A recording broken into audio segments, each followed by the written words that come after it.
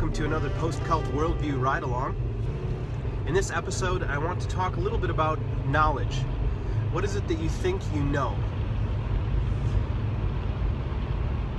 I found that in my conversations with non-believers, atheists, many of them seem to be almost allergic to the word belief.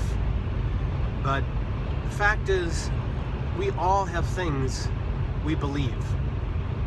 The atheist will say, no, I base everything on evidence, therefore everything that I have in my mind is knowledge, not belief. I think that this is short-sighted and arrogant. A popular definition of knowledge is justified, true belief. Now, this is a problematic definition. I don't think it's 100% correct, and I'll put some links in below to show why it's a problematic definition. Point is, you can have a correct belief and have it be justified, but you could be correct for the wrong reasons. But let's go with it for now. Justified, true belief. A key word in there is belief. You can't have knowledge unless belief comes first. The question is the belief true or not? I'm going to take the position here that the only thing I can know with absolute certainty is that I'm having a conscious experience. Everything else is varying degrees of probability. So, for example, I believe that the sun will rise tomorrow. Do I know it with absolute certainty? No, I actually don't. It's possible that there is a gigantic extraterrestrial mothership just on the outskirts of our solar system that will suddenly uncloak itself and vaporize our entire solar system. The sun won't be doing any rising in that case, from anybody's perspective. Now, I don't believe that that's likely. I think that the likelihood of that is far less than that our solar system will continue as normal tomorrow. So you could say I'm justified in believing that the sun will rise tomorrow. And tomorrow, when the sun rises, you can then say that that was knowledge that I had. But at this moment, you can't say that it's knowledge, that I have absolute knowledge that the sun will rise tomorrow. Another example, evolution. I believe in evolution with a very high degree of probability. If this planet is real, and I am really walking around on this planet, and all the scientists that research biology really exist, and all the books that their findings are published in really exist, then evolution is true. However, do I know all those things with absolute certainty? I know with absolute certainty that I'm having a conscious experience, but that's where it ends. So I could be a brain in a vat, or a brain in a jar, having a conscious experience, and actually be living on a planet peopled 100% by pink unicorns that never evolve and haven't evolved. That's all there is on that planet. Again, I don't think that that's very likely. Very low degree of probability, but I can't rule it out. Now, some people will say that the brain in a vat or brain in a jar scenario is outdated because it ignores the fact that if I were a brain in a jar, that would mean that everything that I've ever come in contact with was a product of my own mind, whether it be the great works of literature or, all the great music that's ever been produced by the human race all came out of my mind. And the fact is, my mind is not that creative.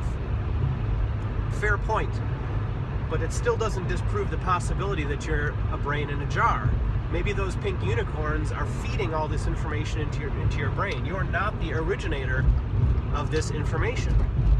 Now that we have, some modern science fiction, such as The Matrix, you can get an idea of how complex an artificial world can be. It doesn't mean necessarily you created that artificial world entirely on your own. But it's also possible that this world that you're experiencing is artificial. And therefore anything you think you know about it is a lie. Again, I don't think that that's likely to be the case. I think that there's a very high degree of probability that all those biologists are real, and that this planet is real, and I am real, and therefore I am an advanced ape, because evolution is true. Now, what are the implications regarding the knowledge that religious people claim to have? They base this knowledge in faith. What is faith? Well, it's information, or rather beliefs, that you come to without evidence. And in my last video about belief, I call into question this idea that belief can be based on anything but evidence. So I think a lot of people that have faith are basing it on bad evidence, or perhaps are misinterpreting the evidence. So let's take, for example, the experience of a born-again Christian. They have some type of a transcendent experience, perhaps at a very low point in their life, where they go into this beautifully written sinner's prayer and have this awakening of sorts. They have this very genuine experience that they can't deny. They know for a fact they've had this experience. Now hold that thought. Now think about the Buddhist monk who has a profound awakening after extensive meditation. That Buddhist monk knows about that experience, cannot deny that they had that experience. It absolutely happened. So you have these two experiences. I'm going to suggest that both of these individuals know more about those experiences than I know about evolution or the sun rising tomorrow.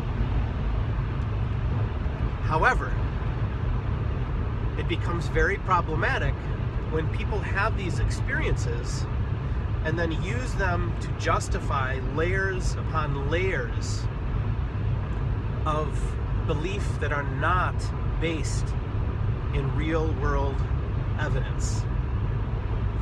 So the born-again Christian has this transcendent experience. They know that.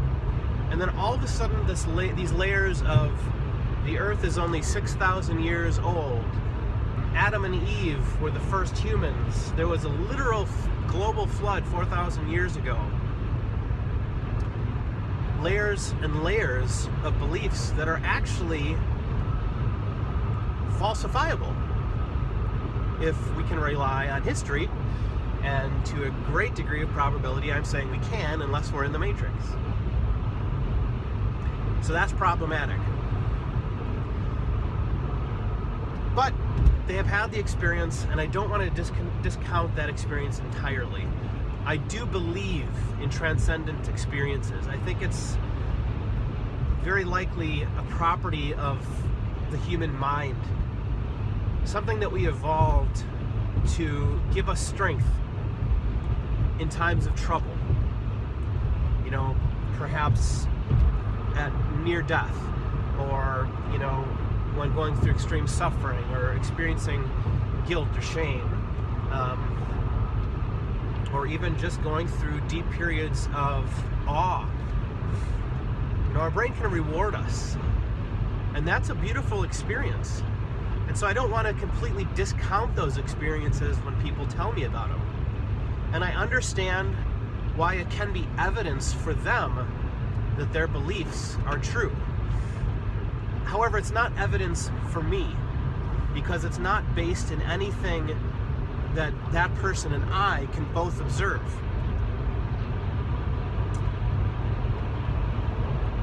And I might be left thinking to myself that they are misinterpreting their evidence, which means they know something about the experience, but the things that they associate with it and claim to know actually aren't justified true belief. Those are my thoughts for the day. Let me know what you think. What is knowledge? What do you think we can really know? And again, there are more things in heaven and earth than are dreamt of